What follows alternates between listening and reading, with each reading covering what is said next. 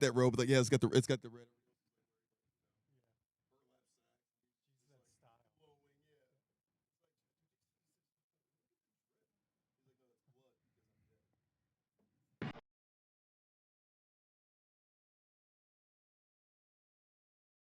Project Red. I'm saying. Is this lives?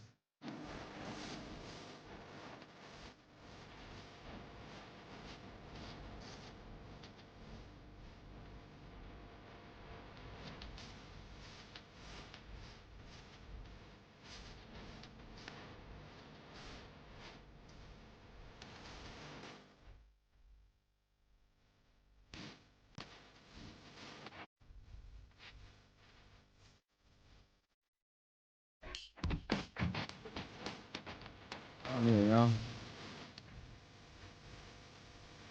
It's not AI, right?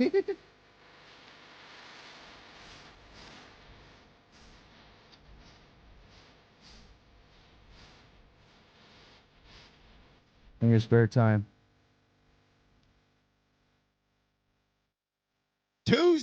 Tuesday, RBL Weekly. We are live. I've got some new guests. I've got some last minute guests. I've got some legends in the building. Welcome to Tuesday. It is Hartford versus New York week. Our first supercard is Sunday, live at the Comedy Cellar. If you don't have tickets to this live show, go get tickets right now, punchup.live. / Roast Battle League and get some tickets there. I'm your host, Brian M.F. Moses. We're live. We don't want to get canceled. We want to keep some of the sponsors we got. Let's go to my guest today, the firing squad on the RBL Weekly. You saw his show this morning play. It went live last night. Our RBL LA director, make a laugh for Cody Gidley.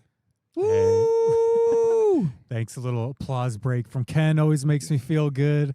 Glad to fill in a little last minute late addition to the show this morning. That's right. A little transition. That's what we do out here in LA. We transition a lot.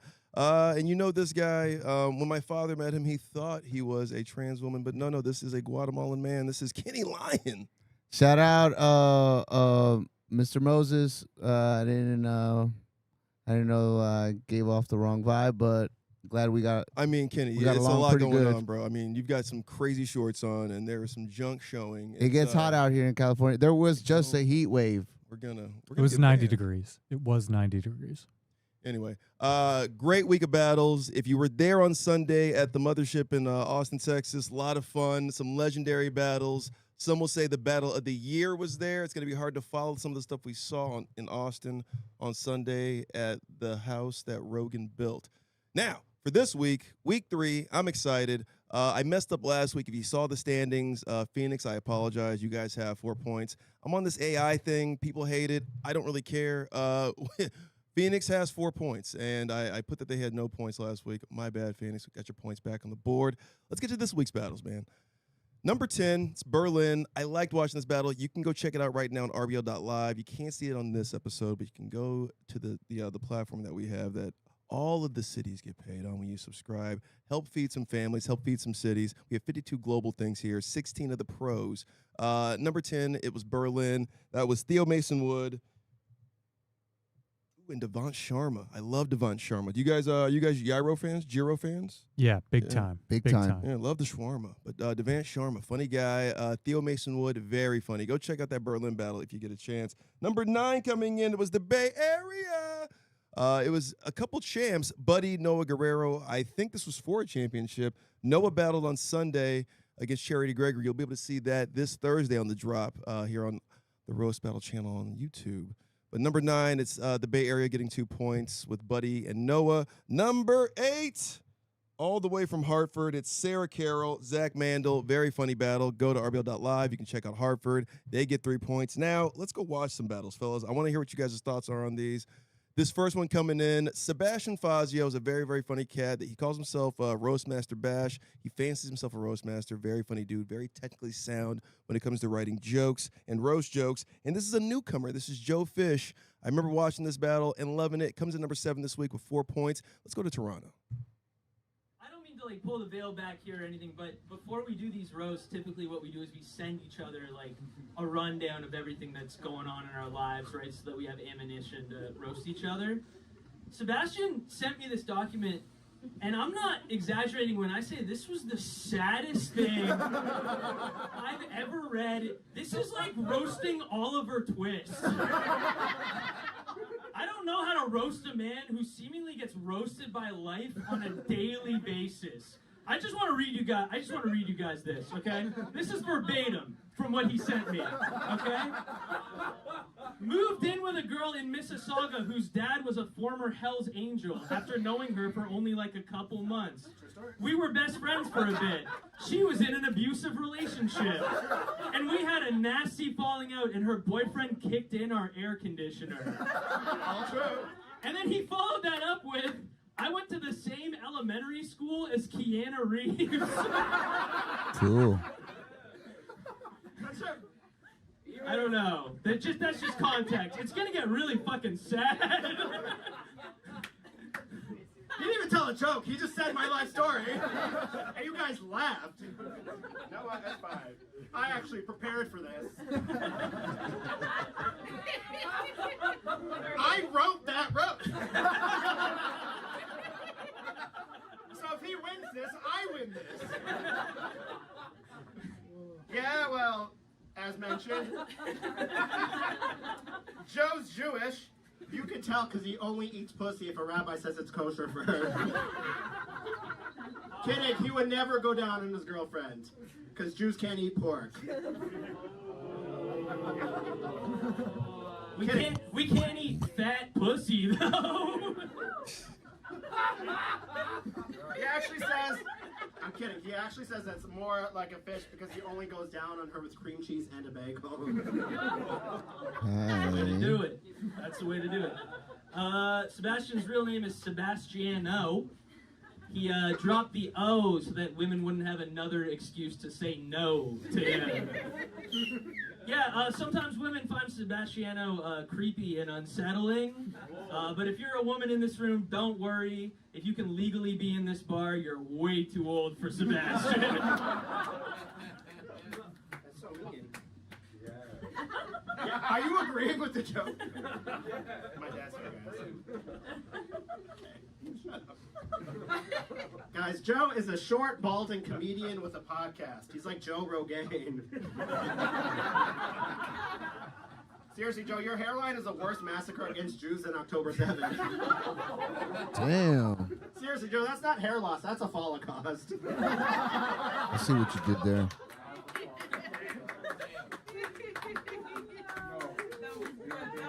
Thank you. What do you mean? Don't do that. Do that. Snapping for Holocaust is crazy. Snapping for Holocaust is crazy. That's crazy. Are you Jewish? No. Doing crowd work during a battle's nuts. That's awesome. Sebastian's dad left his mom after impregnating a stripper. What? True story. Nice. And guys, apparently the apple really does fall far from the tree, because that guy sounds fucking rad as hell. Yeah, Sebastian looks a little bit like Golem from Lord of the Rings. If instead of looking for the ring, he was looking for his dad's love. Joe, you want to talk? You look like you're going to build a synagogue in the Shire. Yeah, but we're going to have to get a few people out of there first, you know? There was nobody on the Shire. It was a barren land. Joe's like We irrigated the Shire. We made farms. Joe's like the Shire has a right to defend itself. What are we talking about? If we didn't attack Saruman, he would have attacked us first. I don't know enough about Lord of the Rings to continue this book, but I'm going to show with the confidence that I do. You guys like Game of Thrones?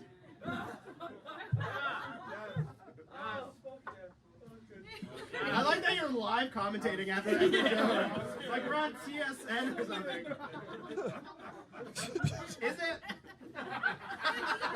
Canadian ESPN, Joe's a PSN. Do I As have you were. As you were. I'm the king.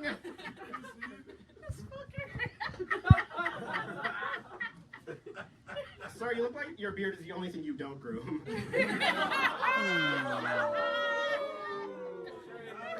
want to come at me now? Okay. Don't say anything back. We have to wrap this up. Joe's a tennis player and a pedophile. Fitting, because when a girl's 15, he's in love. Joe was in sports as a kid. Now he's in kids as a sport.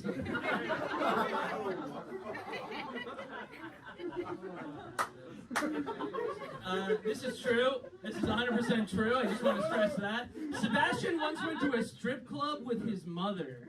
Sorry. But it's actually not as weird as it sounds. They were just there to support his sister. $20 a song, baby. Are you bull? This crowd is so confused. Yeah, this crowd's like, what? That's crazy. Is that true? We just came to Canada today. Sorry, do you have something to add to that? No? Okay. Alright, I don't like silencing women, but shut the fuck up. Jesus. Zilla, I'm talking to you too.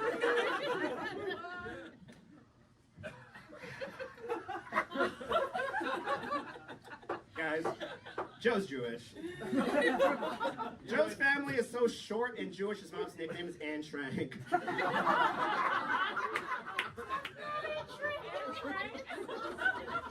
Joe described his grandma as robotic. She's so robotic, her Auschwitz number was 100101.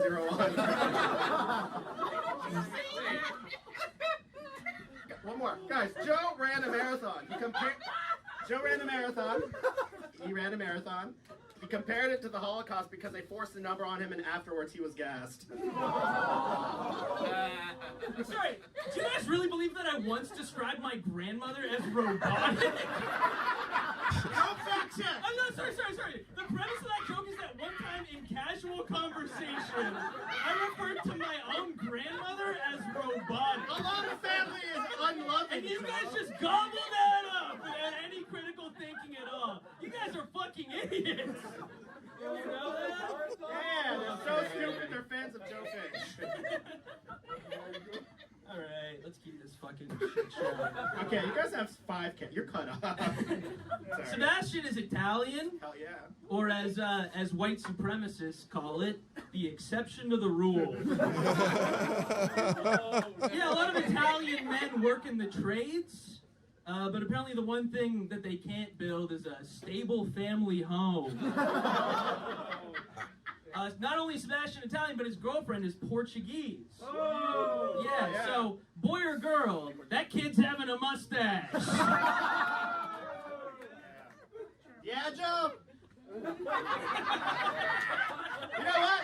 I'll say it proudly. My girlfriend does have a mustache. I haven't seen a lip that hairy since going down on your mom. What? No, I didn't think about that. My mother has alopecia. She can't grow hair anywhere. No. My grandmother's robotic, and my mother has a chronic illness that won't allow her to grow hair on her pussy. So how about that?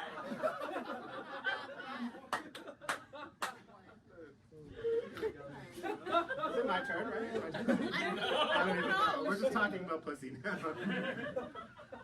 Tastes good. Anyway, okay. Joe has severe back knee.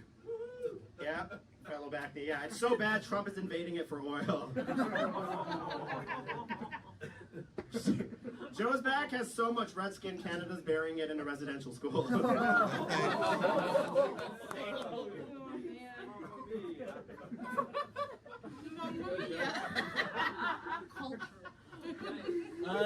Sebastian lost his virginity at the age of 27.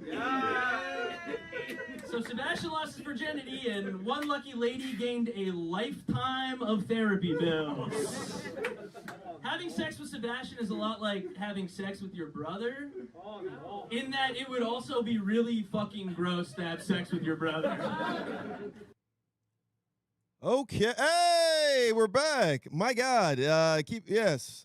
The 51st state, one of our favorite cities in the 51st state, Toronto, Canada, with the longest, most annoying referential roast, I think, in battle history. That was a very fun battle, I got to be honest. You could tell they're friends. Sebastian just has jokes where you just go, that's good. Oh, that's clever. It's like watching a good boxer just like, execute very well. And my man does that always to a T. So shout out Sebastian Fazio. And Joe Fish, fun. Joe does that thing a lot of newcomers do, which is he's always trying to deflect and fact check during a battle, but he did it in such a fun way. And even like during the battle, it became cultural. It was like cultural and very macro referential jokes, geopolitical at one point. Kenny, I'm going to go to you on this one. That was Joe's first time on the countdown. A newcomer on the show, from what I understand. And Sebastian just had a lot of, we'll just say, classic technical roast battle type jokes. What do you think? Who's the guy with the Punisher shirt? That was Sebastian. He was punishing the Jewish gentleman, Joe Fish. Yeah, that was a really nice crowd. That was a really What does that mean? positive energy. A lot of good energy there. A lot of good energy. Do you think that that crowds make the fights, or do the jokes make the fights, or do the characters in the battle makes the fights? I enjoy when it gets a little mean and dirty, kind of like back and forth. And I kind of enjoy. It's kind of cutting off or some. I don't know. My mic. Are you holding at the bottom? You know how to hold the there, mic? there. You go. 1, 2. Oh my God. Anyway, all right. So, talking Joe Fish, Sebastian Fazio at number 7. Yeah. A lot of fun, fellas. I just want to finish off on saying that yeah, it was great. And yeah, I enjoyed it. Great job, fellas. Do you still battle? I mean, like, you did start this thing almost 13 years ago now. We celebrate this every year on your birthday in July. Are you still out there battling besides just, the club scenes and other comics? Are you actually like out there like doing roast battles in other cities? Are you teaching it? Like, what's your thing now, Kenny? Talk to the folks. I have never been offered the opportunity to judge. Some people ask me to do it, but it seems like I get in rigged situations, so I'm not affiliating myself with anybody's. Stop putting Kenny in rigged situations, guys. Yeah, everybody stop. Yes, everybody stop putting Kenny in. It's been over 90 people who put him in rigged situations. It's not him. It's you guys. It's the 80 or 90 of you that keep banning him. You guys are probably right. All right. Let's talk about it though. 1-900 America's Cody Gidley is here. He's got a very fun show where you can call in. They roast topics. They talk conspiracy theories. It's like what is it? Alex Jones meets Tom Jones. Very loungy, very conspiracy theory. It's fun, man. They had Andrew Manning on, the world champ last night. Talk to the folks. Break down a battle, Cody. You've been directing these for about 6 or 7 years now. Like what makes a great battle to just view and to film? Yeah, I mean, this battle had a little bit of everything, actually. I mean, this was a full battle from the beginning to the absolute ending. This had everything. We had crowd work, Channing pointed out. You saw everything. I think really in the beginning, Joe almost took the energy and the momentum. He did that riff, about about his bio and his facts and stuff like that, and he really started to steal the energy. And I think the battle took place in that opening bit, and Sebastian, on his heels, fighting his way back, really carried him. And that Punisher shirt said it all. He did not stop firing. He started swinging, and then once he had the ammunition, he just started shooting nonstop. Great reference on the Punisher shirt. He does that.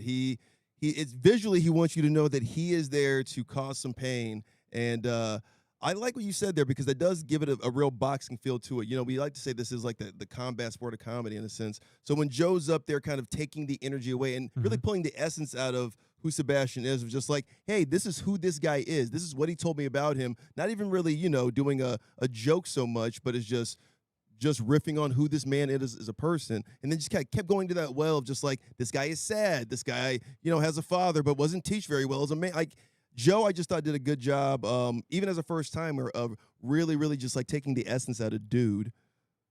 Oh, we good? Okay, my bad. And then and I thought Sebastian did a good job of just like jabbing him to kind of stop the momentum from just getting away from him.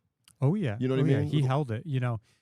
I really think that it says a lot to be able to do that. In good on Joe for trying to, he really tried to win that crowd over right away.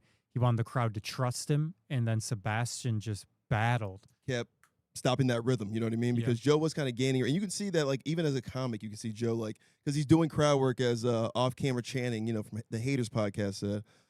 It's fun. It's weird to see crowd work during a battle, but that's when it's fun. That's when everybody's having a good time. The crowd is always a character in a roast battle as well. So seeing the crowd kind of jump in there, and even the girls like, this is cultural. Like, it felt like a cultural roast at some point. Like, they weren't even talking about each other. And Joe was just talking about the ethnicity of Italians at one point. I thought it was so much fun. And that's why it came in number 7. That was a 6-minute fucking battle, though, gentlemen. Jesus. I mean, what are you guys doing out there, Toronto? Anyway, I love you. Let's get to number 6. 5 points this week. Cleveland, welcome back to the show, fellas. This battle's a lot of fun. John Brown, Andre Miri. Let's get to it.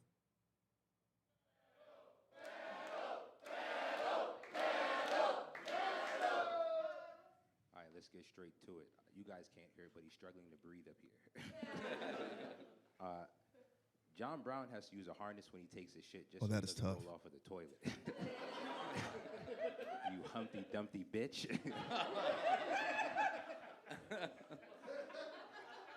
I'm going to take that from the surprise emoji after an edible. There we go. Now, this is cool. I like Andre. I was very glad when he moved from New York to Cleveland. I didn't know why a comedian would do that, but I'm glad he did. But he's very, very funny, very smart guy. Andre was so gifted as a child. When he was in 4th grade, he had to take advanced classes at a university. And I was like, oh, that makes so much sense. Like, he's got an abnormally large brain. That's why his eyes look like they're going to pop out of his head. You wouldn't understand that. You're the picture of mediocrity.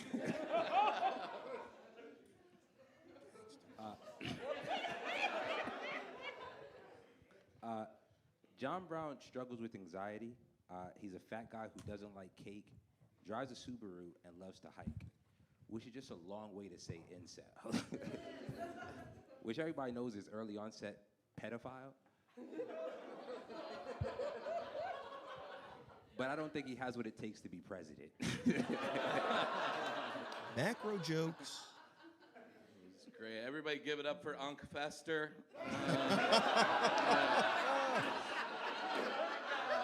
Get it, John Brown. I know you're not talking about people with no necks. Andre told me he has step siblings, and I didn't ask, but I just assumed that he shares a dad with James Harden and a mom with the Howard Stern show's Beetlejuice.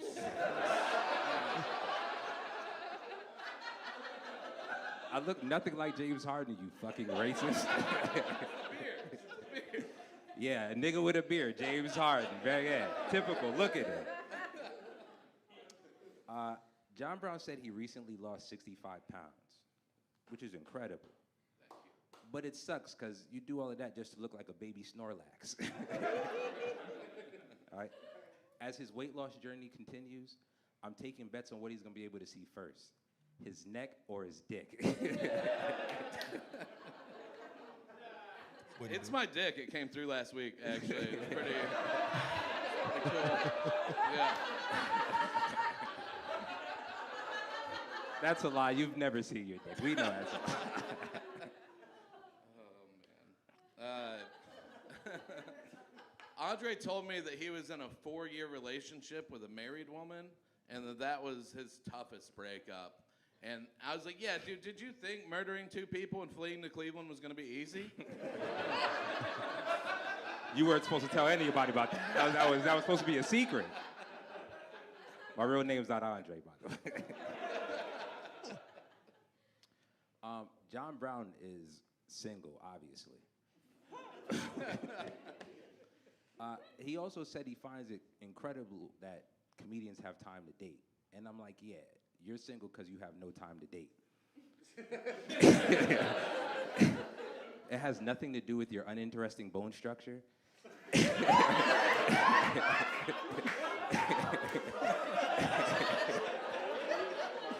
And you're Humpty Dumpty.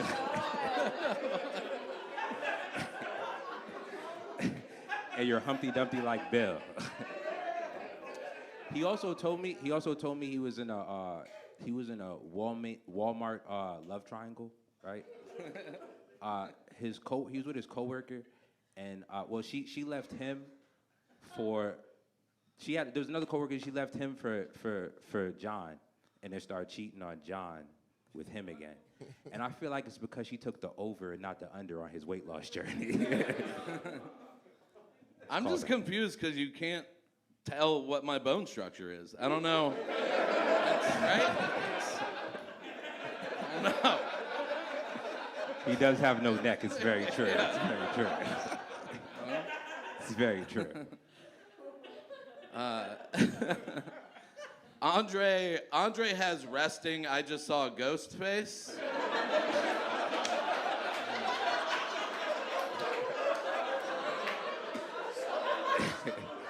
I'm around a lot of pale people like you. That's what.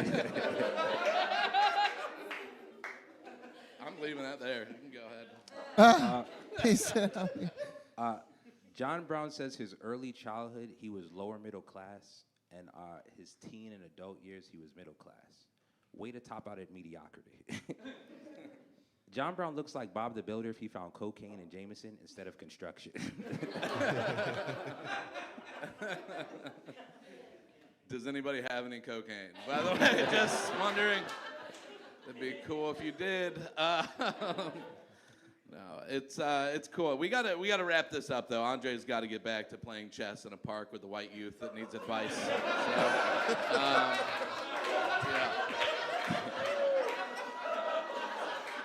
I'm gifted. What can I say, nigga? That's what I do. Andre always looks like his polyjuice potion is about to run out, and he's slowly changing back into the Chinese pug that he is.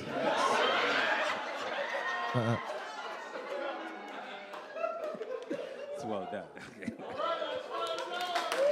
Coming in at number 6 with a very timely battle, John Brown, Andre Mary. Very impressive. Andre is a newcomer to the scene. You could tell he's a little nervous. He's got that if Omar Epps went to MIT, if he got a scholarship as an offensive lineman vibe to him, and look to him. And John Brown, impressive, man. They had some of the notes about John is he's one of their up-and-comers that they're looking forward to having, and they love having him on the show. You can see why. John's got a knack for this thing. Not a snack, yes, a knack. Cleveland, number 6 coming in. A lot of fun on this one. Let's break it down. Kenny, talk to me. I think that the black guy looked like a chocolate Labubu or something like that. He kind of looked like a chunky Chadwick Boseman, R.I.P. Chadwick. I mean, I'm not going to tell anybody how to do anything, but I think that this is the second battle right now that they're reading notes. I don't know, you know. Why do you hate when people read? Is it just like a flex because you can't? I mean, I think it kind of like has you distracted. It's like, okay, you're reading notes. I don't know. Like, You think as an audience it distracts us? I mean, because ultimately, yeah, it's distracting you, but you're still your target's right in front of you. You're reading at your target. So I mean, you're there. You're just not engaged maybe with the audience so much as a performance. that and then someone asked me, it was like, oh, like when you did it, this and that. We did it off the rip. There was no preparation. There was no this or that. Just did it off the rip, right there, right then and there. You like no safety net. I don't believe in like preparing or nothing, or sharing this and that about my life. Like what I've been hearing this. All right, so there's a cultural aspect to the roast battle and roasting in general, right? I'm noticing a lot of folks who don't come from suburbs or aren't really white folks. They don't like to write. They like off the rip. They don't like giving you information. It's just you look at me, I look at you, and we go. That is it. It's just we're squabbling, right? Like it was like a gang fight. It's just like, all right, you're there, I'm there, let's go. I kind of a mean, thing. that's how it happened. I didn't know anything about Josh. I just You knew just hated him. Well, he was also trying to kick you out of the that, club. and then my first reference, the first reference was the Boone reference. I mean, I made a reference, RIP. and everybody knew who Boone was, so they laughed when that happened. But I didn't know anything about, and I just think that reading notes and talking to each other before it happens kind of takes away the realness of it. I don't know. Doesn't it make it more real? And shout out, reading is fundamental. Maybe not when it comes to roast battle and the cultural aspects, when it comes to maybe the ethnicities and maybe the regions, maybe the class warfare. Not so sure, Ken. Because reading, I mean, like I've seen prepared battles. It's almost like freestyle when it comes to rapping, right? Like you were talking about Blind Fury earlier. We're looking at some old 106 and Park battles on BET. And, you know, going off the rip is fun. It's an impressive. It's almost like crowd work. It's impressive. But is that easier to do than it would be to actually write a joke, a dedicated joke about something? You don't think so? Because you matched me up with people later. I was the first. Like when it happened, you are the Adam. Yes. I wasn't even 21, y'all. So I was a minor walking in there. Hey, what are you doing? There are statute of limitations here. What the fuck, Kenny? You know. So like and then you matched me up with Trey Stewart. Shout out Trey. When that happened, Trey had just gotten fired from the Comedy Store because he was getting a blowjob instead of fucking being on the watching the door, and everybody was like telling me. So now you're snitch. I mean, what's going on right now? I mean, it's in the past. It doesn't matter anymore. It's in the in the past. It doesn't matter anymore. Trey is opening for Tony Rock or something like that, I guess. But I'm just saying that there was stuff that I could have wrote, and I did. You know. It was somewhat off the rip because I didn't know too much about Trey, but I knew enough dirt to come at him with it. And that wasn't something that he shared with me. He got caught with that shit. That was just shit that it was gossip. This has nothing to do with what I just asked you. Yes, it was. You literally just were talking about everybody. First of all, you just gave information on Trey. Oh, it's a joke. But you don't like to do that, you said. As far as like that's what people were saying that you just I had no control over that. That was this just man saying you don't want to talk information. You just gave He's saying he was just using the street talk. That's what the people on the street were saying about Trey, and he was using it against him. I got you, but it's like, but saying that I don't need any information about you, and then like literally divulging information that was unnecessary about whatever. I mean, I get the color of it all, but it was just very funny because it was ironic because you were just talking yourself out of it. I felt like no, but you said about writing jokes, so that was something that was on the table, and I tried to write a joke about that. So that's what so you were saying, oh, is it harder to write jokes? Well, if there's gossip, then not really, right? Because then you got stuff that you can work with. It's the public context. Yeah. If the public knows information and you can craft a joke about that information, it will go over the entire audience. You know, they say this like back in the day, back in the 1900s when stand-up had its first boom, like in the 80s was the first technical boom. But I mean, really, like when it first starts like booming after Lenny Bruce, like in the 60s a little bit, they talk about writing on stage a lot. So there is that writing on stage versus writing at home and bringing it to the stage kind of a thing. And that's really what this kind of comes down to. I mean, you're going to have the riffing on stage like we saw established in the Toronto battle. And then you're going to have well-written jokes that, that John Brown had, and then he was riffing kind of a little bit. So there's a combination there, Kenny, I'm not going to, it is what it is. I'm just saying. But I respect everybody. Shout out to everybody. Holla at your boy. If you want me to pull up to your town, please DM me and pay for my plane ticket and the hotel and fly me out, please, por favor. All right. Before we go to number 5 and 6 points for London, talk to me about this Cleveland battle here. What'd you like about it? John Brown, they like him. I like him. Andre, not a bad debut here.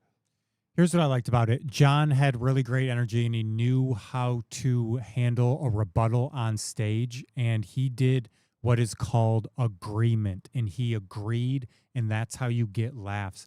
Andre, you're new. What you need to learn is you can't turn it into an actual argument, okay? sometimes you have to agree with the joke, and that makes the joke pop, and you're going to get a laugh off it, and you're going to be able to steal some of that energy. That's happened in both battles now with Toronto because Joe is a newcomer, Andre's a newcomer. I feel like with newcomers, they have this thing where They're defensive. right, because there's still that pride thing, and your humility hasn't really touched. Like, hey, this is a show, and everything just has to roll off you. I thought Andre might have done. He and Joe did a good job of like letting things roll off. I think Andre's tone might have been a little off, and he seemed like he was taking it a little personally. But I thought some of the things he was saying were so subtle, and they were callbacks to what John was talking about. So I think he was doing it in a sarcastic way.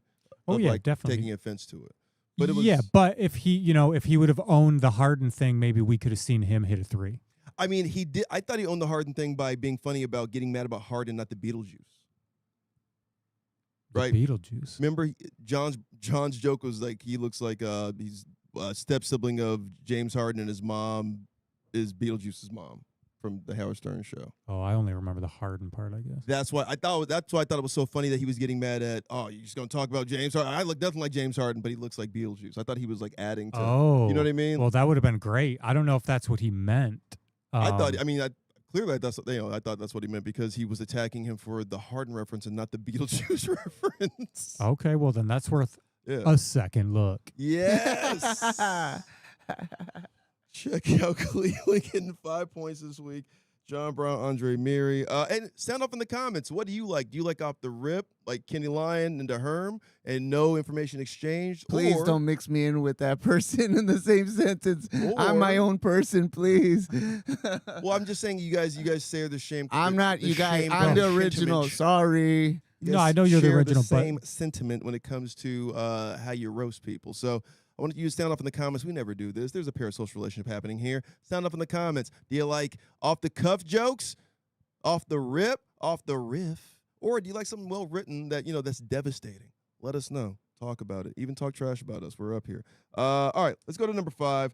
London. This is Sham Shaquille versus Christian Allman. London, take it away. I'll be honest, Christian he's a hard guy to roast because he actually is a really nice guy. He does a lot to support disabled people. Just this morning, he let a completely blind amputee cut his hair.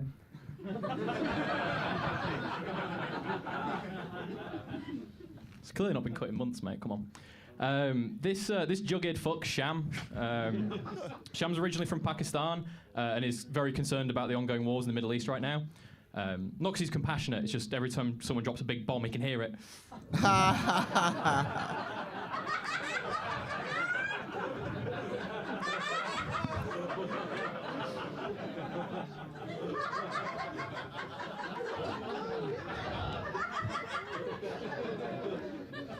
Christian also does a lot to support women. Last week, he actually saved a woman from a brutal sexual assault. He just went home.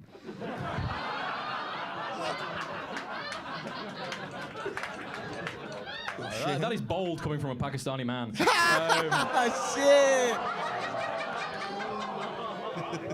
But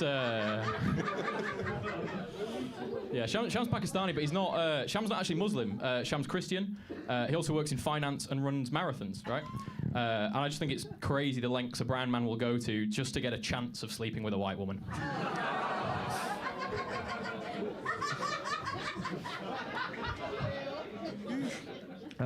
Christian is hypermobile, and just want to explain that to you guys. What that means, that's not a medical term. He just lives in a caravan.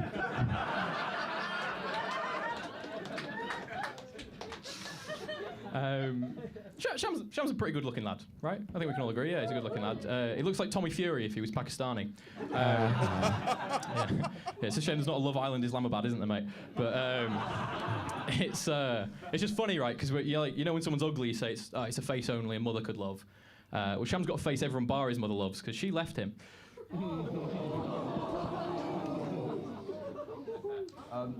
Christian mentioned Love Island there, and I think if we take one look at him, we can all agree he's definitely on the flight logs for a very different kind of island. They go macro on these, the foreigners. Sham's a bit of a player. He's a bit of a dog. He sleeps with a lot of women, but it doesn't matter how many women you sleep with, mate. Mummy's not coming home. Damn, the second mom joke. That's fucked up, dog. He's coming at you. Oh, hell to the now. Bomb this motherfucker. Christian is originally from Leeds, a city with a rich history in the coal industry, which probably does explain his sexual attraction to minors. Oh, good one. Very good.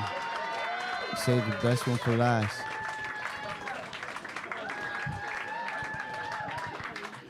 Nice. That's a joke from my set, Sham. Thanks. Sham's ears are so big, it's a miracle he doesn't hear from his mum. Third mom joke. Come on, man. Mean. Coming in, number 5, Christian Allman, Sham Shaquille. That's London. That was fun. I'm saying London is consistent. It's almost like the New York the last 2 seasons where they're just consistent. They're always on the countdown. London is, they're not a dark horse. They might be the favorite right now to take Europe and maybe this whole thing. Shout out Shalaka Corrupt, my boy Lee Hudson and the judging dais. Love seeing UK on the countdown. Love seeing London specifically. Let's break this one down. Kenny, you couldn't stop talking over the beat like DJ Clue in 2000. What'd you think about this battle? Good old chops. Very wonderful. Yes, indeed. Man, I want to see a battle where y'all wear the old, like, you know, the top hats and the black suits, you know, the fucking Sherlock shit. That would be badass. Please do that for me. Really great work. The dude, you know, really just witty as fuck with the Pakistan shit, you know, with talking about his mom. That was fucked up. So you don't like when guys talk about moms? I mean, like there are only no. I mean, rules. I'm just joking around. I'm just saying, like, hey, you know, you gotta turn up the heat. He's coming at you. You better like come in with some mean shit too.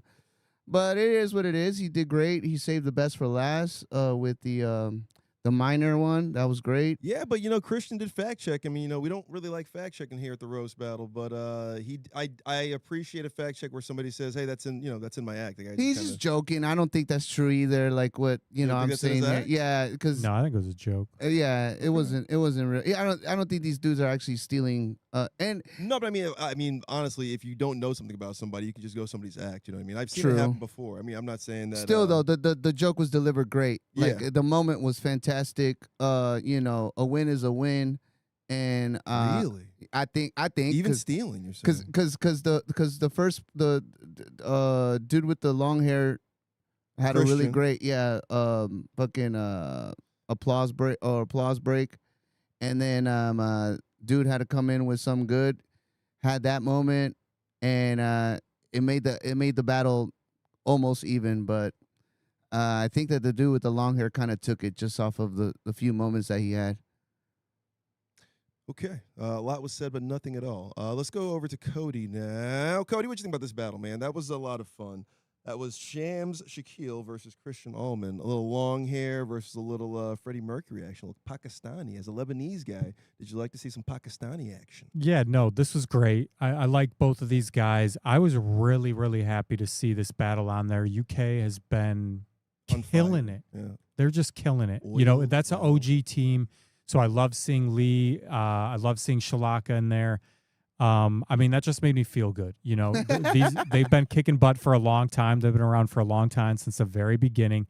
They've been kicking a ton of butt this year. I think they're really gunning for it. I think this is the team to watch this year. This is they're going to dominate this season. The British I is can tell. coming. The British are coming. They're coming hard. They're coming fast, and they're never coming again.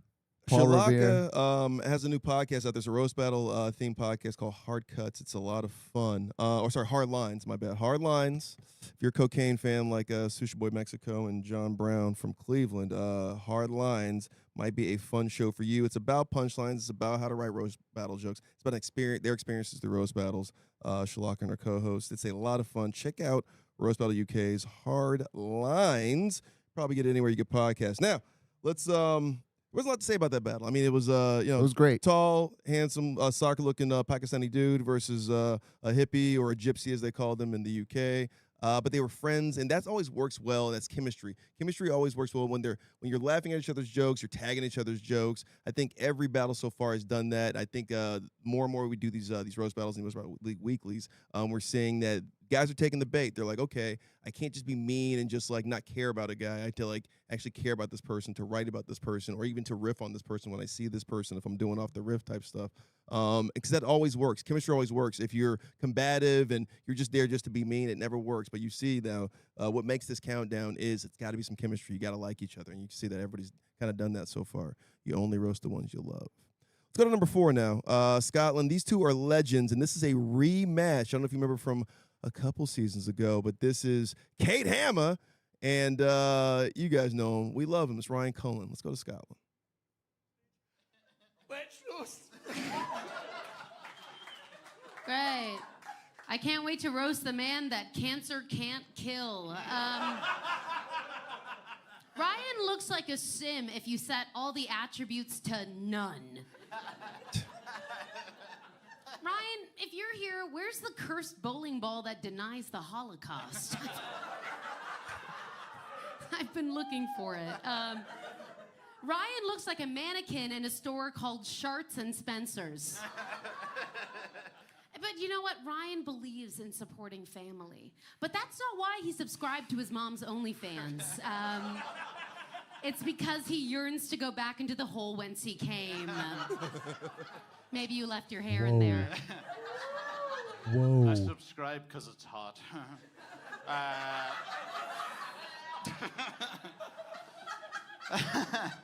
Oh, well, look at me. I get to play my favorite game in the world, tomboy or femboy.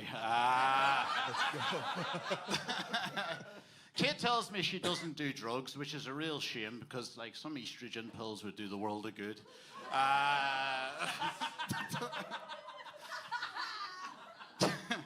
Kate is a walking hypocrisy. She told me that she's afraid of commitment, yet she turned up to here today in that haircut. I know some of you are like, the fuck. She is an icon in the bald world because she's usually seen on her pictures saying, you know, things could get worse. Anyway, basically, I just wrote here that Kate clearly thinks a bowl cut is when you cut your hair with a broken bowl.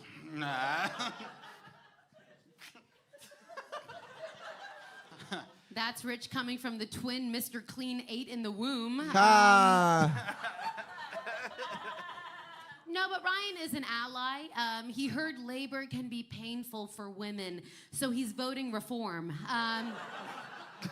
God bless you, shrunken head that foretells the Aryan Rising. Ryan actually practices semen retention.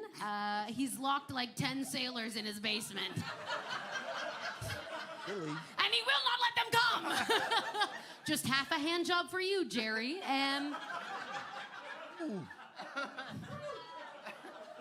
Hate. No, but Ryan believes that we should all be more aware of the atrocities in the world, which is why he has a Google alerts for bombings in the Middle East synced to a vibrator in his ass. When something explodes, so does Ryan. Ooh. It's been a good couple of weeks.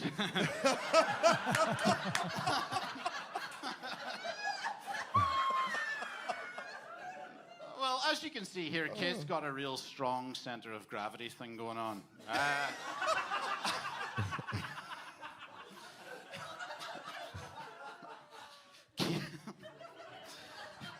Kate's so stocky that she's the only hammer Thor couldn't lift.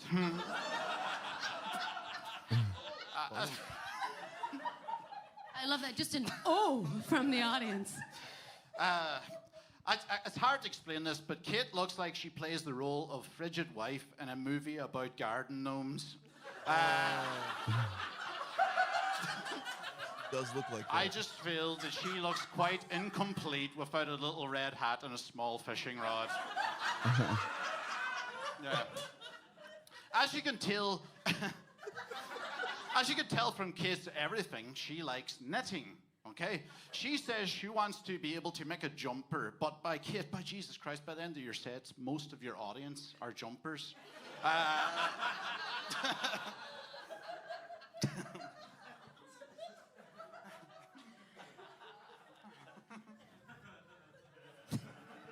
now when I tell them you're on edibles Yeah, right now? yeah. Is that They haven't calmed down since like 3 o'clock. Ryan is so white and frail. He looks like if Casper the Ghost went on Ozempic. Little baggy ass bitch boy. I'm gonna try to avoid roast battle cliches tonight. Like calling someone a pedophile is such an old joke that Ryan's no longer attracted to it. Okay, Hammer. Ryan's mom actually wanted him to join the IRA because it's easier to love him when he's wearing a balaclava. Ryan looks like if you blended Timothy Chalamet with the kids he met on a hospital visit. And you're bald. Fuck you, man. Fuck you. Oh, that's great. Kate's father sells animal feed, which came in handy raising this fucking cow.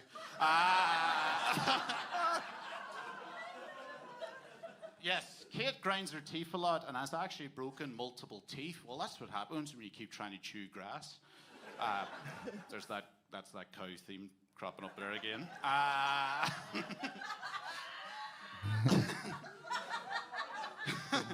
Kate only moved to Edinburgh because she heard that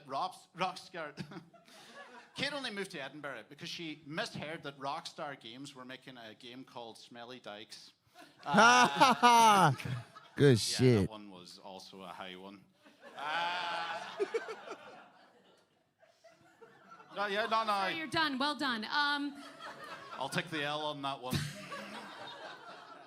Ryan looks like Voldemort, but his Chamber of Secrets is his gaping asshole. That's right. When Ryan takes a shit, he doesn't even have to push. He calls it a slip and slide. When Ryan walks, his butt whistles, hi-ho. Oh, he's like a seventh dwarf. That's a good one. And sings hi-ho, hi-ho, which is also how he greets his mother.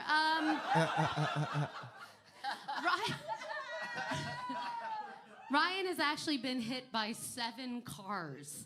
That's right. He just has one of those faces that makes you think, kill, kill, kill! Ryan says he turned down sex with a porn star, but he's actually the only man ever to get rejected by Bonnie Blue. She says she doesn't do necrophilia. Okay, the irony of having a second name called Hammer and also having no one wanting to nail you. Yeah, Kate looks like she snorts during sex.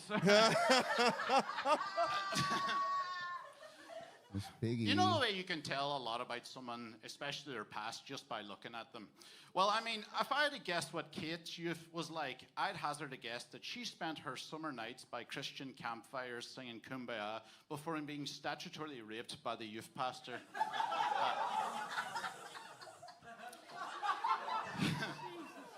It's your go. That's weird.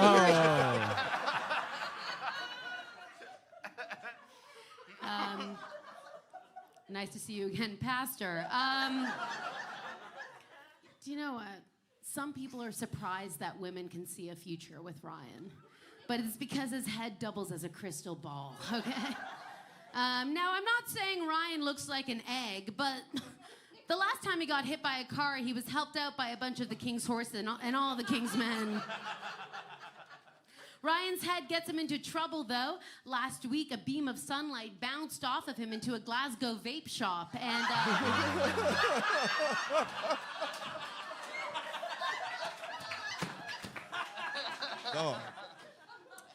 Ryan actually went to university, but technically didn't finish, giving him something in common with all women he goes down on.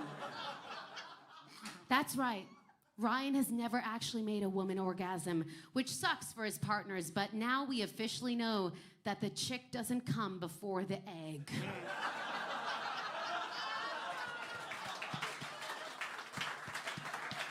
Oh shit, that was very good. Yeah, Kate here loves stealing. Yeah, she's a kleptomaniac. Yeah. All right, Winona. No one will ride her. Kate loves cheese. Her favorite isn't something like blue cheese or brie. Dick it's cheese. whatever's stuck under the foreskin of her nearest comedy agent. Wind that, please. Okay. My last one. And turn his mic down. We're in the fucking battle. This is the chopped and screwed version of the fucking last joke you just heard. Fuck me. Okay. My last one. You know the way sometimes pets look like their owners? Well, right now I'm kind of freaking out on this edible because I can't tell if I'm battling Kate Hammer or her pet rat. That's what you're fucking ending on? Yes. Let's hear everybody. And that's what we're ending on. I love this fucking show. I love the concept of this show. I love what happens during the show. I love the people we meet on this show. This sport, what's happening in the sport.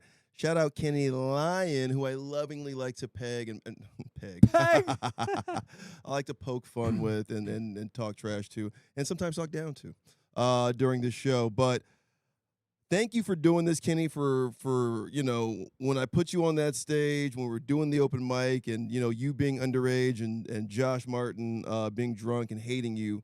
If it wasn't for you guys being willing to do this, we wouldn't have this, almost 13 years in the future, 12 years plus in the future, and doing this. And now this is a global explosion of just talent we get to see all the time.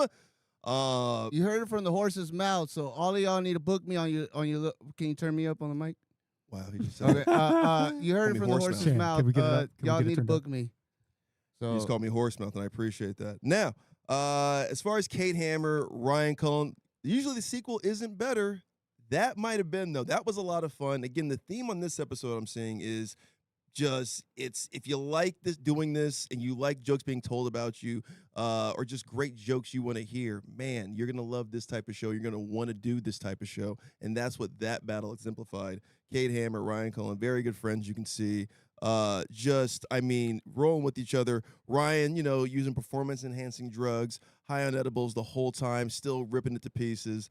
Kate Hammer, I gotta say, she's a combo shooter when she does her jokes. I mean, she's going for a theme. She's going for not just punches and bunches, big macro themes when it comes to maybe some geopolitics or just big whimsical, silly stuff that she's just hitting these punchlines with layers after layer, just compounded jokes on top of compounded layers within the jokes. Very fun, man.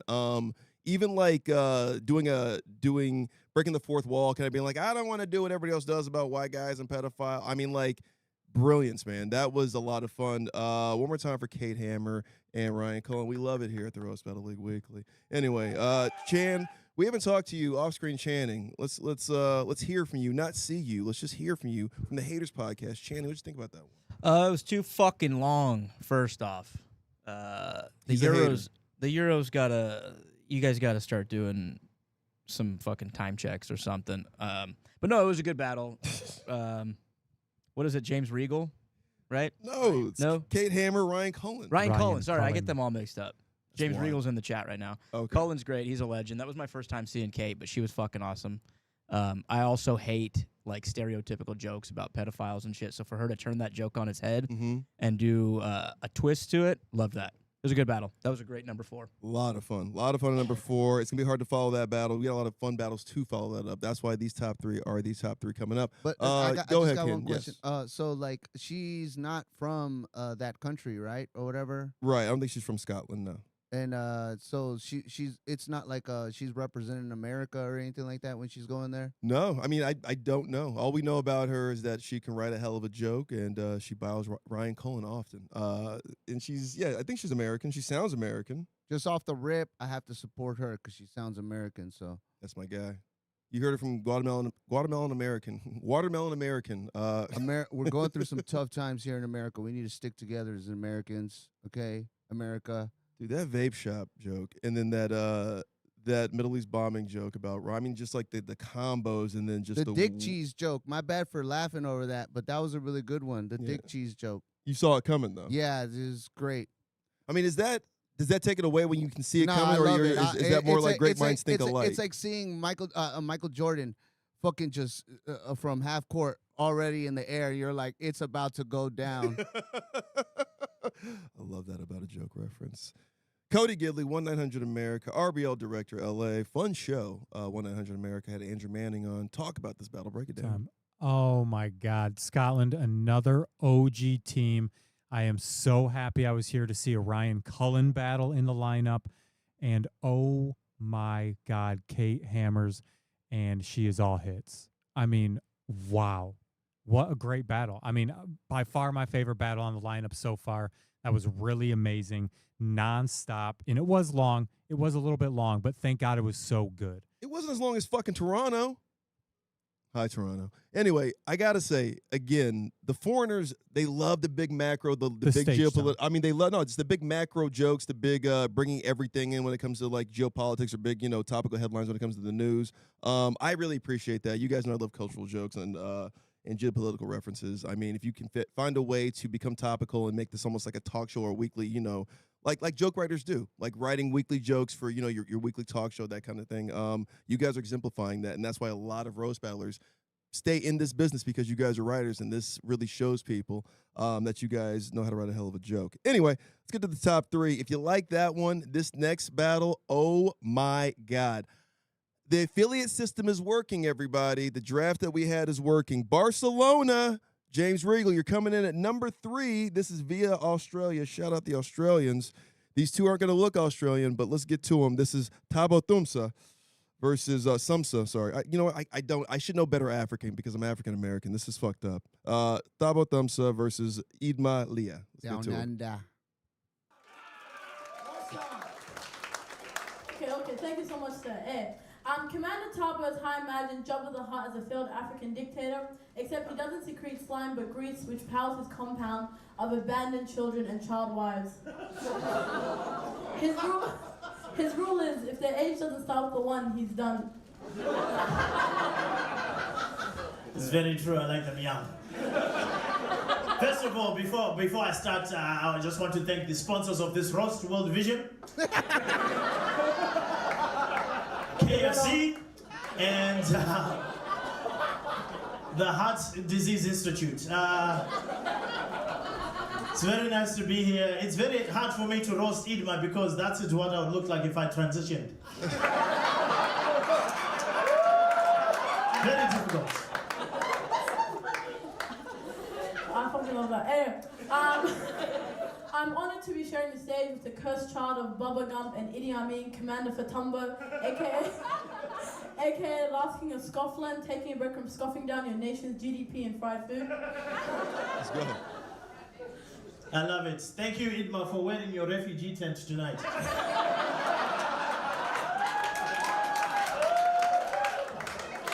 I must say, I'm very, very, very proud of Idma. She's from Somalia. That's not a punchline, but feel free to. Hey, look at me. Yes. I'm the commander now. And that is why we don't allow women to talk in my country.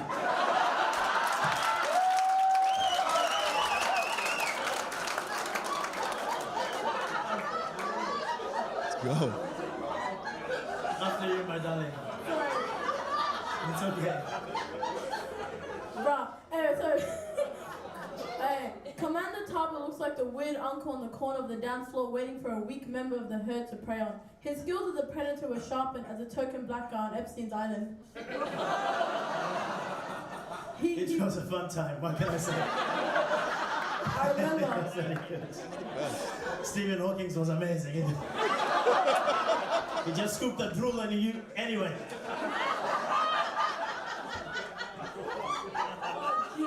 Sorry, continue. So unfortunately, if you guys don't know, Commander Thabo is, going through tough times financially, that he's had to start a business leading drum circles for corporate parties called Bango on my Congo for Tumbo. For extra, you can bang on the dwarf planet he calls his ass. Hey, why, man? That is the sound of Idma falling down some stairs.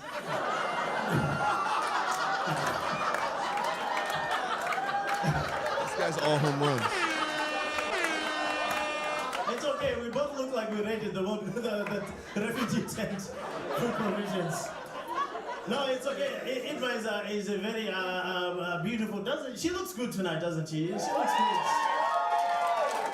She looks like a hipster Lizzo. It's nice, you know. Like if Missy Elliott was a poor lesbian. Idma is a very devout Muslim, which is very good because her forehead always points to Mecca.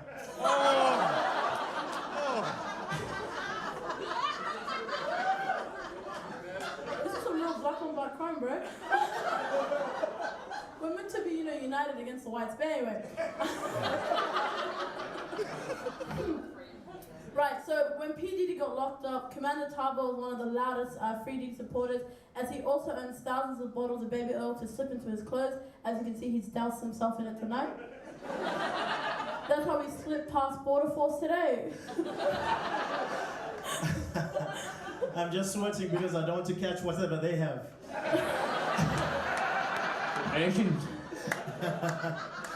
Brandon said we have AIDS. Me and Idma in the back. You look like you need financial aids, boys.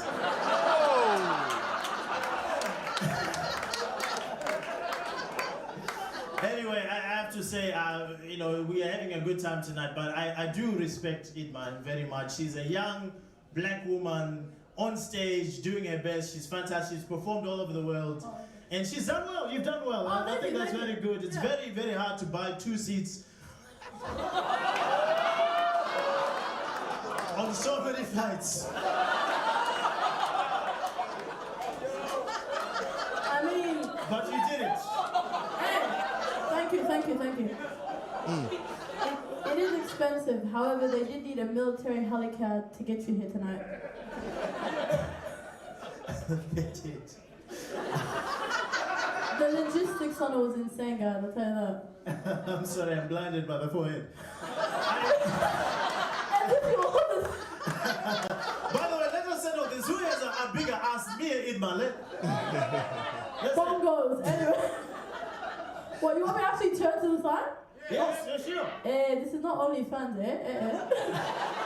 Are you trying to sell me again?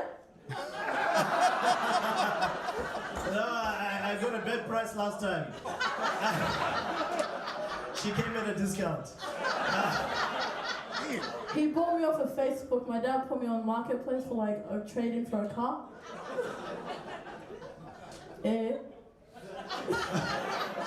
I'm out of jokes.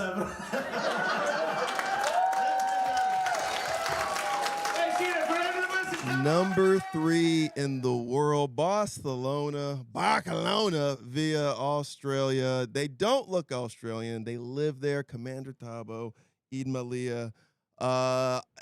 If Kate Hammer, Ryan Cullen are our favorite battle of the show so far, Commander Tabo might be my favorite battler of this show.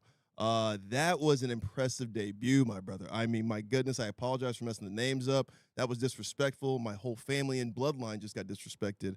And that, my God, that African warlord was like dominating. That was outstanding. He's the perfect example of what I'm saying. No notes.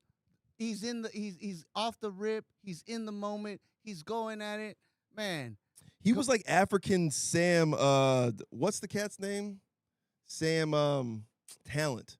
That's who he reminds me of. He's got like a legit from Africa Sam Talent. He's just in the pocket, smooth. Everything he says lands and lands hard. I mean, he was calculated, it felt like, but it felt like he was off the rip for the most part. Oh, yeah. He knew, he was so confident in everything he said. He even lit the judges, which, I mean, he went after that was everybody. Impressive, brother. That was a lot of fun to watch. Yeah, he was in his zone. He was in his element. And with the drum, that it just absolutely killed that joke. That didn't. Come on, man. And anything that didn't land on her end for the most part. I mean, Idma was coming with some heat, and not just because of the body heat, but ultimately he flipped everything and made it was like he was carrying her through that battle, which is tough because of the 2-seat thing. Very funny at the end there, but it was very funny. It was not very funny, but it was very it was fun to watch him kind of set her up to win also. You know what I mean? Synergy. Like he was an assist man. He was very Magic Johnson.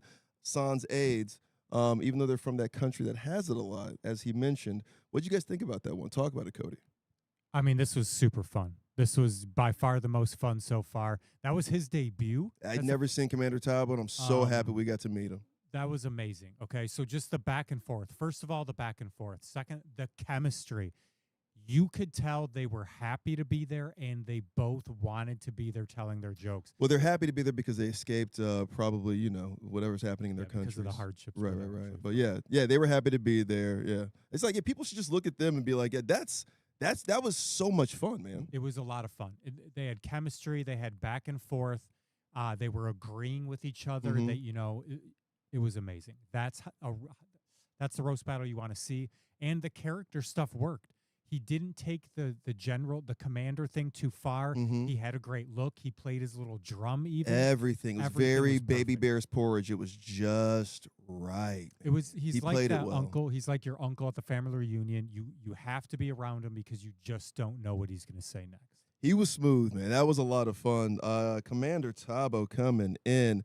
A lot of these were fun tonight. I'm trying to get to this thing about the affiliate battles here. Australia with the assist for Barcelona at number 3 on this one.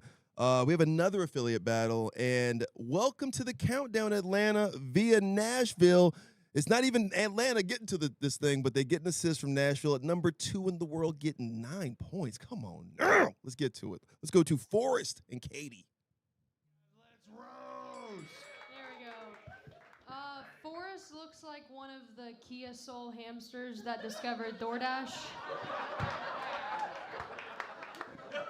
I'm from Memphis, and Forrest is from Alabama, and people say that we look like cousins, which pisses me off, but that's actually the reason that Forrest finds me so attractive. Not as pretty as any of my cousins.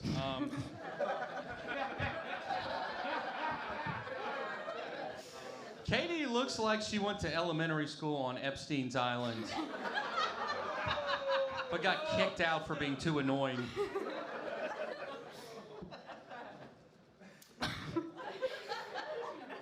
Forrest looks like he volunteers to be Santa at the mall every Christmas just so he can have kids sit in his lap.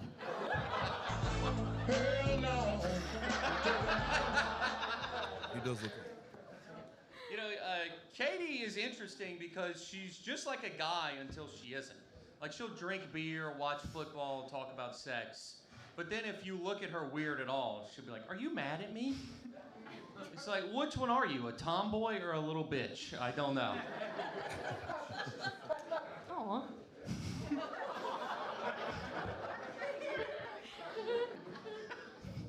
Forrest, you unmasked ICE agent.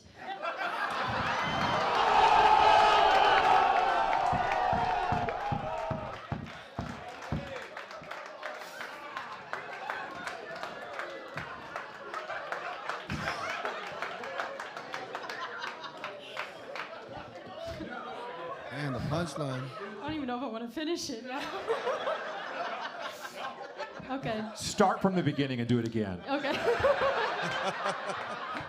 Say it slower. Look into his eyes. Really slow. All right, I'll just say the first. Forrest looks like a caveman that invented rape.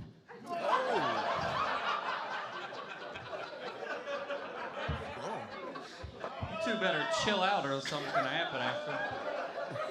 They're not white. You know, a lot of girls have resting bitch face. Katie has resting confused face. She's kind of doing it right now. Katie has the attention span of a retarded squirrel. It would be easier to teach physics to a golden retriever than have her repeat a sentence back to you. I'm just a girl. It's just a little bit of a personal vendetta. Yeah, we're getting into personal stuff. We're gonna get in a fight after this, 100%. Forrest, He's gonna hit you again. Yeah. I'd take Katie. Show me on the doll where he hit you. Okay. All right. Forrest told me when we first started dating that he's actually been in a threesome before. Forrest's first threesome was when he put his dick in a peanut butter and jelly sandwich. So.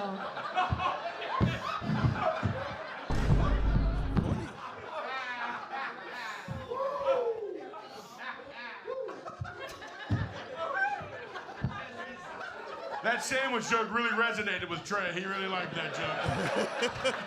It's two of them. Can we get some milk at the table? Okay. Yeah, I'm fat.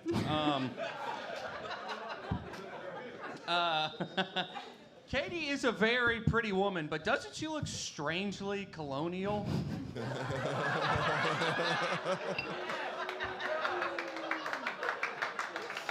She looks like every Puritan woman ever combined into one pantsuit.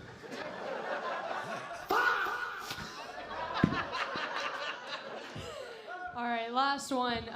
So like he said, Forrest and I just celebrated our 1-year anniversary. Obviously, I love Forrest. Forrest loves me. But I am biased, so I did have to get some character witnesses into this. So I thought it would be better if I just showed you guys what everybody thought of Forrest. So you can hit the video now. What's up, big dog? How are you? I just want to let you know that me and Aiden, our podcast producer, have been talking, and you smell like shit. You smell it's progressively worse every week. There was something else I want to say. Oh yeah, also, Katie keeps trying to fuck me. I don't know what that's about. I don't know. I'm not gonna do it. Wash your ass. What's up, Forrest, you fucking baby-faced freak? I'm just letting you know that Katie's cheated on you with all of us. In reality, it's nice that you got a good head of hair, because I've seen the rest of you, and that's all you got going on, bud.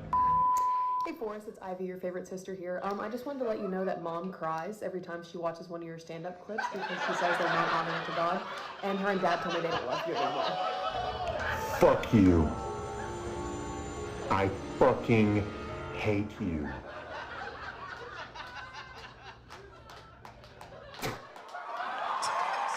Oh, hey, Forrest. You know you're just another douchebag that Katie has used and think they're funnier than me. Way to impress. Brett, Katie? Are they even still fucking dating? I don't know if they're not, dude.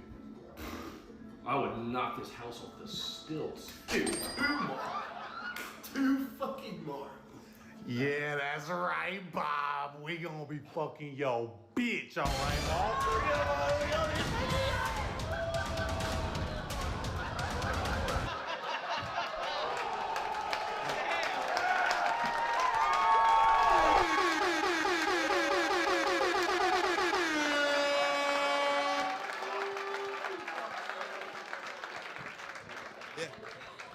All right, Forrest, you got one more joke. What do you got to say? Wow, that's fucked up, bro. I'm sorry, bro. No, that was fair. Yeah, that video's gonna be hilarious when she comes back here with 2 black eyes. He means it. Who's gonna give them to her? He's not joking. Yeah. I have seen Forrest hit her multiple times. Allegedly. That was so worth it. That is so worth it. Do your joke, dummy. Okay, well, she cheated, but She's lying. Damn. well, as you could see, you know, a lot of people don't know that Katie is a medical miracle. Her parents were like 60 when she was born. That's why she looks so colonial, is because her parents actually came over on the Mayflower. That video was Number too much. 2 in the world, Atlanta. Welcome back to the countdown via Nashville and Trey Pack. I can see why there's a line down the street for you guys. Those guys sell out all the time now, from what I'm understanding. Number 2 in the world. I was worried a little bit that we didn't pick right, but man, committee, you guys nailed it this week. These all feel like they're in the right place this week. This is good stuff. LA, we didn't make the countdown. I thought we were going to sneak in. We did not. Berlin beat us out, and Berlin had a hell of a battle. It's Please rigged, check guys. Shut the fuck up. RBL.live. Go check out Berlin and all the other ones. But that was a fun battle. I didn't know they were dating, and this is how disrespectful it is. We actually spelled Forrest's name wrong. We forgot one R, one hard R. Forrest. Forrest looks like the reason that Morgan Whalen says the N-word all the time. Like Katie looks like the reason why Morgan Whalen does, because she only has sex with N-words now.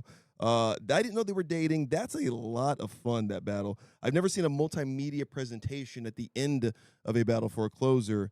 But Katie was pretty much nailed. She had some devastating punchlines up top. Forrest was kind of trying to keep up, and then obviously, I mean, at the end, like you can't beat that when your girl's dad is just like. And everybody else was like, hey, fuck your bitch. It was And too look, many It was people. all white dudes, too. It wasn't even like, that's how One insulting black it was. It wasn't just like better-looking black dudes with like abs and like huge dicks and veins. It was just like regular-looking Nashville white dudes. Probably not even from Nashville, from like other places, like Muffinsboro, Farmers. Tennessee. Yeah, whatever. They're all farmers. But White, Brad White. I mean, I'm not going to go super racist. I'm just Dad saying bod. they had very stereotypical. They all look like Channing. You know what I mean? They all look just like, Beer belly. milk toasty. But anyway, to not keep talking about those basic whites. Real quick, Mose, the chat is addressing the podium. Do you want to say anything about it? I love the podium. I'm sorry. The sitting down is boring. I'm a big McAfee guy. I hear Matt McCusker's doing it. Yeah. I think it's a good look. I like it. It's staying. Yeah. Podium staying. Do you guys not like the podium? Sound off in the fucking comments. Do you not like the podium? Do you want me to sit down, and be boring, right? Do you want me to hold the mic like this and be like, oh, you guys like fucking jokes? No, I'm standing up. I like it. Can I stand up? It's just, we're doing this for an hour and a half. Sitting down feels boring. You guys want this. I feel like I'm a little more animated with the podium kind of a thing, so let me do my thing, you fucking pussies. Anyway, Forrest and Katie, let's break it down again. Cody, what'd you think? 1-900 America. I mean, this was fun. This was a ton of fun. The balls on them for being a couple and roast battling each other. Like, do you think they ran their jokes with each other, or this was a surprise? Clearly, I mean, the fact that, Forrest did look like he was going to hit his girl. I mean, like, that whole battle was great because the audience was outstanding. They got assists from the judges early, which I think was really helping, like, lubricate the battle. And then towards the end, it was just Katie was just steamrolling him, You could see the devastation on him a little bit. I mean, they could have been acting, but there was devastation there. I mean, like, all his friends said, I fucked your bitch and you suck. Brutal, just brutal. And for that to be an affiliate battle, how cool is that? An affiliate battle ranking at number 2 this week is number absolutely 3 and number 2. And number 2, that's so great. Yeah. I think that program has really come a long way. I think it's really going to show off a lot of the league. I think we're going to get these bright spots and these peaks of talent to start popping out here and showing up and ranking in the league, baby. This was awesome. Incredible. No, the podium's fun. I like doing this. And the battles are insane this week. This one is no exception. New York, welcome back to number 1. You guys are usually in the top 3. It was weird you guys weren't around last week, but you're back. Dan Wilkes, welcome back.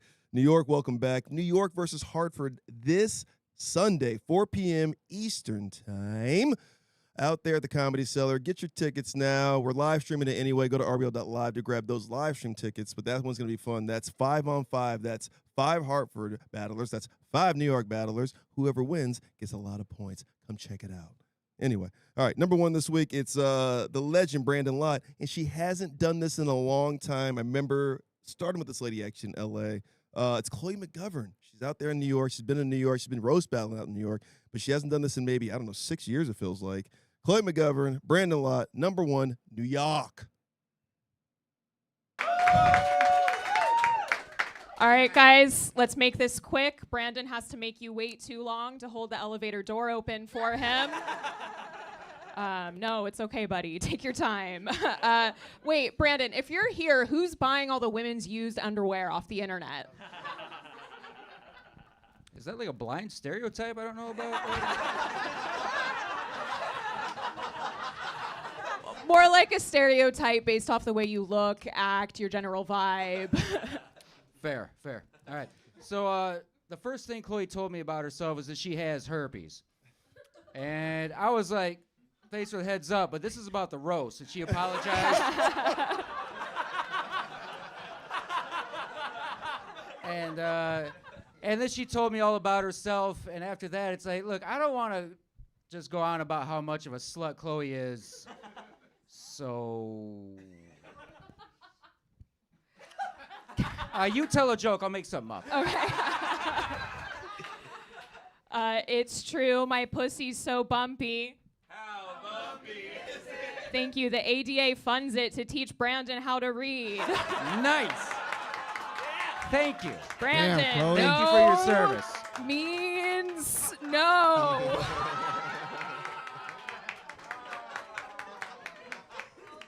That's so sweet of you. A lot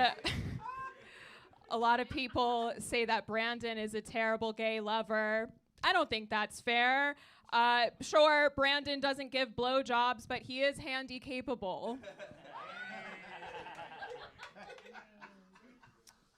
Act Money out for however a I blind can, person. man. I can't work. Like, hate a man for trying. Look, so Chloe grew up broke, white trash. Okay? Yeah, she was fucked up. It was so bad.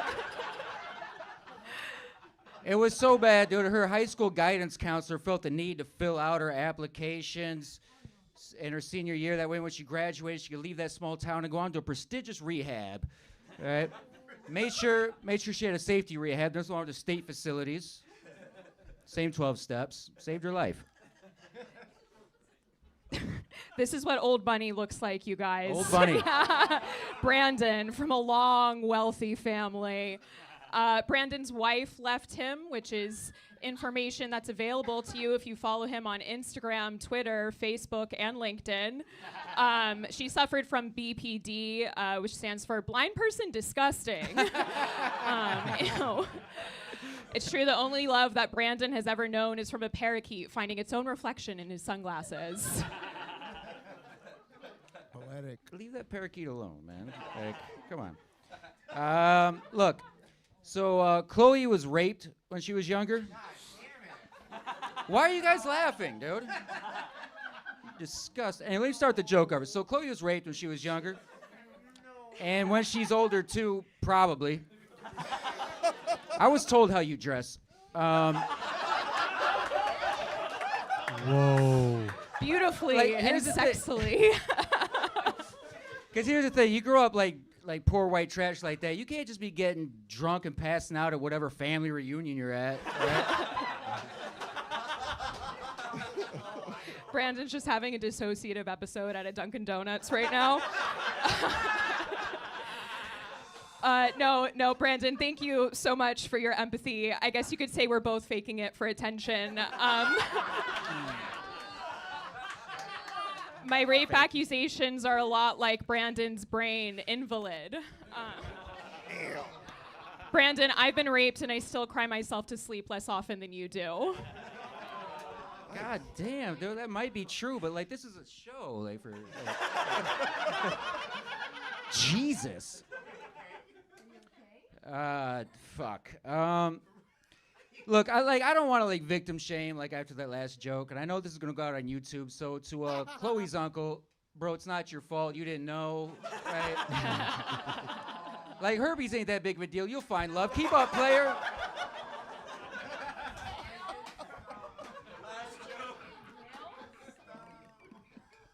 Brandon is blind in one eye and also in the other eye. It's accurate. And I personally, I don't see Brandon's blindness as a disability. I think it's a superpower. Thank you. If his superpower was being able to smell when dogs are on their period. Holy shit. Honestly, like writing these jokes is really difficult for me. Like just rape and incest, it's disgusting. It's disgusting, and like I'm wondering like why is this even in me? Which is just like Chloe on her family reunions.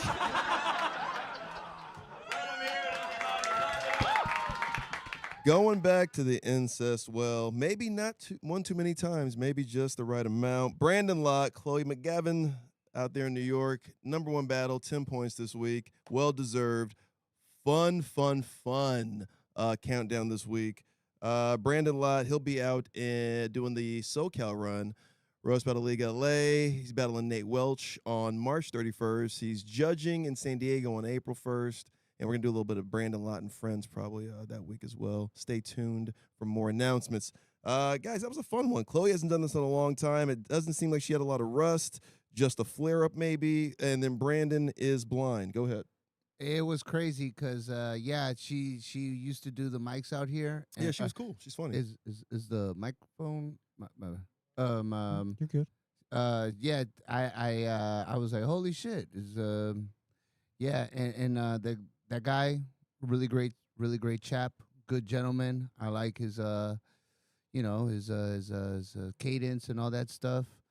He's smooth. He's got like a beatnik, like a blind Mitch Hedberg kind of. He's giving like a Daredevil. What's the name of the guy who's Daredevil? Matt Murdock. He's giving Matt Murdock and Eminem. really great. And well, Brandon's a legend. I mean, he's been doing this, I think, even before he was blind. And he this is why he does this a lot. He was out the cellar doing it. He battled Esther, Black Esther, I call her. I would like to see this blind guy versus the Commander. That would be an interesting battle right there. Commander Tabo versus Brandon Lott. Yeah. We like the Commander here at Roast Battle League Weekly. If you're watching Commander, you did great, bro. I just want to give you a shout out. Yeah, we'll fight in your child army anytime. Yeah. Coney. Kill Coney. All right, Cody. What do you think about this one? They told me how you dress. That's so a bar. fun. That's a bar. So much fun for a blind guy. Yeah, and she did. I love that she did that act out too. Yeah. What if you can smell STIs if you're blind? I'll ask him when he gets out here. Yeah, just like Matt Murdock, he can smell. He can smell the herpes. Big claps to New York. They are killing it right now. Yeah, I don't Looks like that. I know they are just. They were a powerhouse back then.